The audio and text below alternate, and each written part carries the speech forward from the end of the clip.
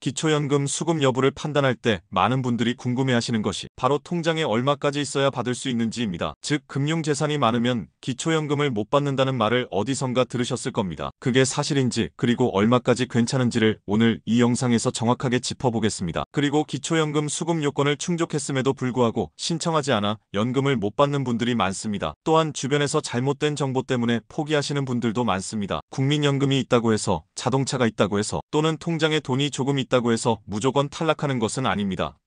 정확한 기준은 전문기관에서 심사하기 때문에 무조건 포기하지 마시고 일단 신청해 보시는 걸 추천드립니다. 정보가 너무 많아 어렵게 느껴지실 수 있지만 오늘 이 영상 하나만 제대로 보신다면 기초연금에 대해 핵심적인 내용은 다 이해하실 거라고 생각합니다. 혹시 주변에 아직 신청하지 않으신 부모님이나 어르신이 계시다면 이 영상을 공유해주세요. 한 달에 30만 원이 넘는 금액은 작은 돈이 아닙니다. 어르신들의 생활에 큰 보탬이 될 수 있습니다. 영상 시청 전에 구독, 좋아요, 알림 설정 꼭 눌러주세요. 앞서 설명드린 것처럼 기초연금은 소득과 재산을 합산한 소득인정액을 기준으로 수급 여부가 결정됩니다. 이때 금융재산 항목에는 예금, 적금, 주식, 보험, 해약환급금, 선불카드 충전액, 상호금융 출자금 등이 모두 포함됩니다. 쉽게 말해 통장에 들어있는 돈도 이 항목에 포함된다는 뜻입니다. 금융재산은 계산할 때 2천만 원까지는 공제됩니다. 예를 들어 통장에 예금이 1,800만 원 있다면 전액 공제되어 소득인정액 계산에 포함되지 않습니다. 하지만 통장에 4천만 원이 있다면 2천만 원을 뺀 2천만 원에 대해서는 월 소득처럼 환산됩니다. 환산 방식은 다음과 같습니다. 금융재산 중 공제를 뺀 금액에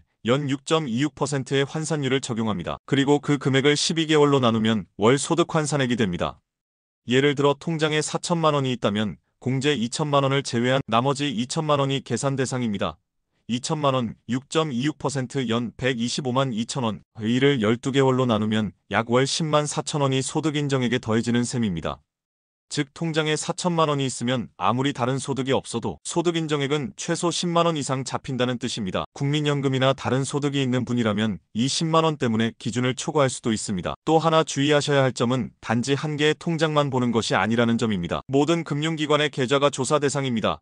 예금, 적금, CMA 상호금융, 심지어 보험 해약환급금까지 포함됩니다. 가족 명의로 되어 있는 경우도 실질 소유자가 본인으로 판단되면 포함될 수 있습니다. 그렇다면 금융재산이 얼마 이하로 있어야 기초연금을 받는데 문제가 없을까요? 정확한 기준은 소득이나 다른 재산과의 조합에 따라 다르지만 통장에 있는 돈만 놓고 본다면 약 3,500만 원 이하일 경우 상대적으로 수급 가능성이 높다고 볼 수 있습니다. 물론 다른 소득이나 부동산이 없는 경우를 전제로 한 일반적인 예입니다. 정리하자면 금융재산은 예금, 적금, 보험 등 포함 2천만 원까지는 공제, 초과분에 대해 연 6.26%를 적용해 월 소득으로 환산, 그 금액이 소득인정액에 더해짐, 따라서 본인의 국민연금 수령액이나 다른 재산 수준을 함께 고려해 통장에 있는 잔액이 어느 정도인지 미리 확인해보는 것이 중요합니다. 괜히 수급 대상에서 탈락하고도 이유를 모르고 넘어가는 일이 없어야 하니까요. 이번에는 실제 예시를 통해 소득인정액이 어떻게 계산되는지 알려드리겠습니다. 이해를 돕기 위해 단독가구 기준으로 설명드리겠습니다. 예를 들어 A 어르신은 국민연금을 매달 45만 원 받고 있고 통장에 예금이 3천만 원 있습니다. 부동산이나 다른 재산은 없고 자동차도 없습니다. 먼저 월 소득평가액부터 계산합니다. 국민연금 수령액인 45만 원은 그대로 소득으로 잡힙니다. 근로소득이 없으므로 추가로 포함될 소득은 없습니다. 따라서 월 소득평가액은 45만 원입니다. 다음으로 금융재산의 소득환산액을 계산합니다. 총 예금 3천만 원에서 2천만 원을 기본 공제하고 남은 1천만 원의 환산율 6.26%를 적용합니다. 1천만 원 6.26%연 62만 6천 원, 이를 12개월로 나누면 월 약 5만 2천 원입니다. 이제 두 항목을 더해봅니다. 월 소득평가액 45만 원, 재산의 소득환산액 5만 2천 원, 총 소득인정액 50만 2천 원입니다. 2025년 기준 단독가구 수급 기준인 228만 원을 훨씬 밑돌고 있으므로 이 어르신은 기초연금 수급 대상이 됩니다. 이번에는 반대로 B 어르신의 사례를 보겠습니다. 국민연금은 60만 원 받고 예금은 6천만 원 있습니다. 이 경우 월 소득평가액은 60만 원입니다. 금융재산 6천만 원에서 2천만 원을 공제하면 4천만 원이 남습니다. 4천만 원 6.26%연 250만 4천 원, 이를 12개월로 나누면 월 약 20만 8천 원입니다. 총 소득인정액은 60만 원, 20만 8천 원, 80만 8천 원입니다. 이 어르신도 아직 기준금액 228만 원보다 낮기 때문에 기초연금 대상입니다. 하지만 여기에 부동산이 추가되거나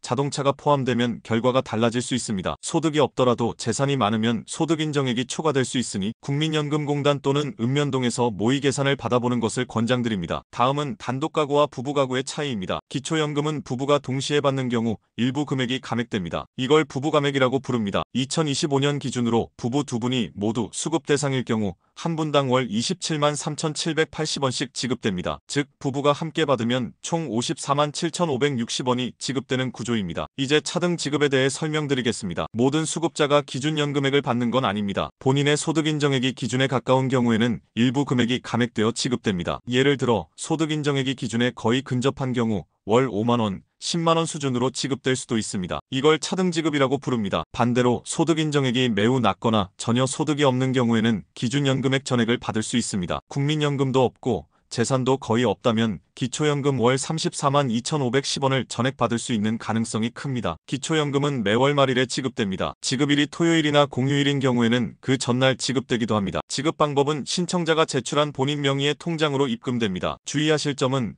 기초연금은 세금이 부과되지 않는 비과세 소득이라는 점입니다. 즉 연말정산이나 종합소득세 신고 시 포함되지 않으며 건강보험료나 다른 복지제도에도 불리하게 작용하지 않습니다. 기초연금 수급이 건강보험료를 올리거나 다른 복지 수급에 불이익을 주는 일은 없습니다. 또한 기초연금을 받는다고 해서 기존의 기초생활보장제도 혜택이 모두 사라지는 것은 아닙니다. 생계급여 수급자일 경우 기초연금이 생계급여 산정에 반영되어 일시적으로 지급액이 줄어들 수는 있지만 전체적인 지원 수준은 크게 변하지 않습니다. 2025년부터는 기초연금의 금액이 물가 상승률을 반영해 조금씩 인상된 형태로 유지되고 있습니다. 정부는 앞으로도 기준연금액을 단계적으로 확대할 계획을 가지고 있으며 최대 40만원까지 확대하겠다는 계획도 발표된 바 있습니다. 다만 그 시기와 범위는 추후 예산 상황에 따라 달라질 수 있습니다. 기초연금은 자격 요건을 충족한다고 해서 자동으로 지급되는 제도가 아닙니다. 반드시 본인이 직접 신청해야 하며 신청 후 자격심사를 거쳐야 받을 수 있습니다. 먼저 신청할 수 있는 장소는 세 가지입니다. 첫째, 주소지 관할 읍면동 주민센터입니다. 가장 많은 분들이 이곳에서 신청을 하십니다. 방문 시 복지 담당 공무원이 자세하게 안내해주기 때문에 익숙하지 않으신 분들도 쉽게 절차를 밟을 수 있습니다. 둘째, 국민연금공단 지사입니다. 기초연금 업무는 국민연금공단에서 위탁받아 처리하고 있기 때문에 가까운 지사를 방문하셔도 동일하게 신청할 수 있습니다. 셋째, 온라인 신청입니다. 인터넷 사용이 가능한 경우 복지로 홈페이지에서 전자신청이 가능합니다. 다만 공인인증서 공동인증서가 필요하며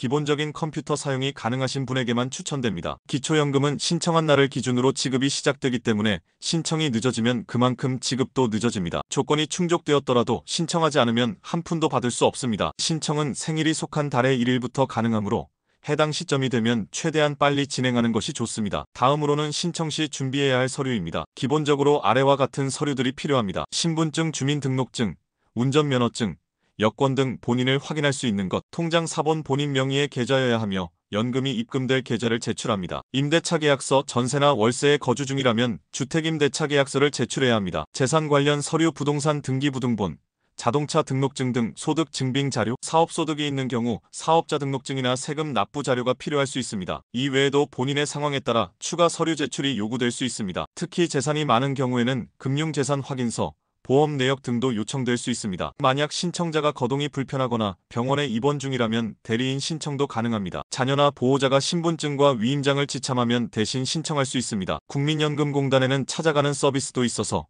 미리 예약하면 직원이 직접 방문해 신청을 도와주기도 합니다. 신청이 완료되면 국민연금공단에서 소득과 재산 조사를 진행하게 됩니다. 조사에는 23주 정도 걸릴 수 있으며 최종 결과는 문자 또는 우편으로 통보됩니다. 심사 결과 수급 대상자로 결정되면 그 다음 달 말일에 첫 기초연금이 입금됩니다. 예를 들어 5월에 신청하여 수급 대상자로 결정되었다면 6월 말일에 첫 연금이 지급됩니다. 한 가지 더 안내드리면 기초연금은 매년 자격을 다시 심사합니다. 그래서 수급 중이더라도 재산이나 소득이 증가하면 탈락할 수 있고 반대로 예전에 탈락했어도 상황이 달라지면 다시 신청해서 받을 수 있습니다. 기초연금을 신청하기 전에 꼭 확인해봐야 할 몇 가지 중요한 사항들이 있습니다. 2단계에서 확인을 잘 해두면 나중에 탈락하는 일 없이 안정적으로 수급할 수 있습니다. 또한 불필요한 서류를 준비하거나 신청이 반려되는 상황을 예방할 수 있습니다. 첫 번째는 소득인정액 계산 결과를 미리 확인하는 것입니다. 기초연금은 신청했다고 무조건 받을 수 있는 제도가 아니며 소득인정액이 기준 금액 이하로 나와야 수급 대상자가 됩니다. 소득인정액은 본인의 국민연금 수령액, 금융재산, 부동산, 자동차, 근로소득 등을 모두 반영하여 계산됩니다. 신청 전에 내가 받을 수 있는지 대략적으로 확인하고 싶다면 국민연금공단 홈페이지 또는 복지로에서 제공하는 모의계산 서비스를 이용하면 좋습니다. 개인정보 일부만 입력해도 예상 소득 인정액을 계산할 수 있어 기초적인 판단 기준을 마련하는 데 도움이 됩니다. 두 번째는 금융재산과 부동산 내역을 점검하는 것입니다. 특히 통장에 있는 예금이나 적금 금액, 보험의 해약 환급금, 그리고 공시지가가 높은 부동산을 보유하고 있는 경우 소득 인정액이 높게 나올 수 있습니다. 이러한 자산 항목들은 모두 조사 대상에 포함되며 조사 당시 시점 기준으로 보유하고 있는 금액이 그대로 반영됩니다. 따라서 신청 전 필요하지 않은 금융자산을 정리하거나 자녀에게 생활비 등을 증여하여 금융재산을 조정하는 분들도 많습니다. 다만 일부러 감추거나 허위 신고를 하는 것은 불이익을 받을 수 있으니 정상적인 범위 내에서의 재산 조정만 하시는 것이 좋습니다. 세 번째는 자동차 보유 여부입니다. 고가의 자동차나 업무용이 아닌 승용차를 보유하고 있을 경우 차량의 시가 표준액이 일정 금액 이상일 경우 소득 인정액 계산에 포함될 수 있습니다. 반면 생계형 차량이나 장애인 차량은 제외될 수 있으므로